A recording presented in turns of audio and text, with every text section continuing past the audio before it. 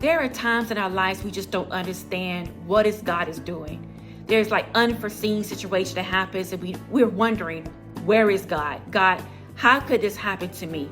Especially when you didn't know it was coming. Our faith begins to unwaver. We feel like we just can't give God another day. We just feel like, you know what? I don't want to see the next day. I just feel like giving up. I remember that there was one time when me and my son was in a car accident. He was like in the 4th and 5th grade. And we was involved in a 4-car accident. We was at the red light.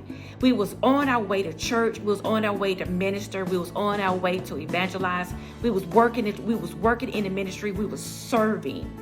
And even the people that we had just got through evangelizing to was in the vehicle with us. And this was their first time actually going to church with us after all this time of evangelizing to them.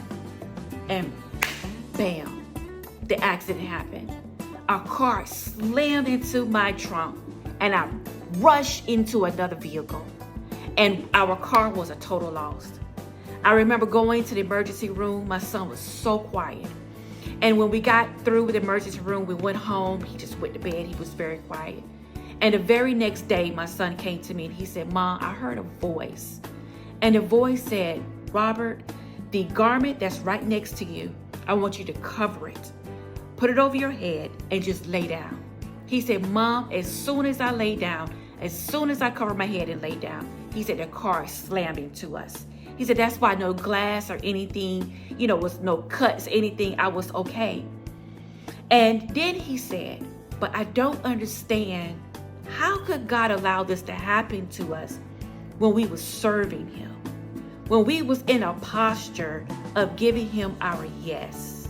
When we was giving him the, you know what, God, I am going to do the right thing in front of people and behind closed doors. We have prayed, we have fasted. We're doing everything that you need for us to do. But you allow this accident to happen. And I immediately told my son, but he covered you. He protected you from the attack. Yeah, the weapon had formed, but it didn't prosper. You came out with no scratches. We are alive.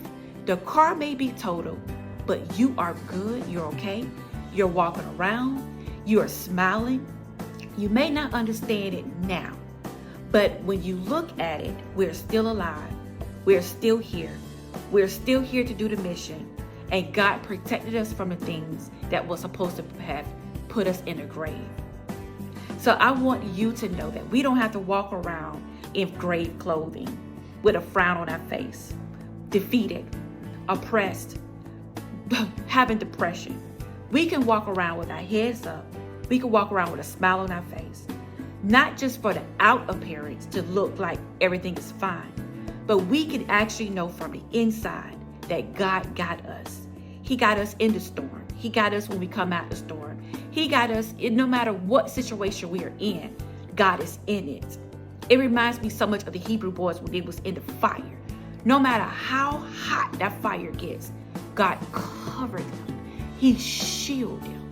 Just like he covered and shielded my son, he's covering and shielding you while you're walking through the fire. So please do not give up. Stay encouraged. Keep your head up. Don't get inside the grave. Smile, get up, and show up. Because I'm here to let you know that God is with you. He would never leave you nor forsake you. So I hope and pray that this has blessed you and that you can keep on going. I hope to see you soon.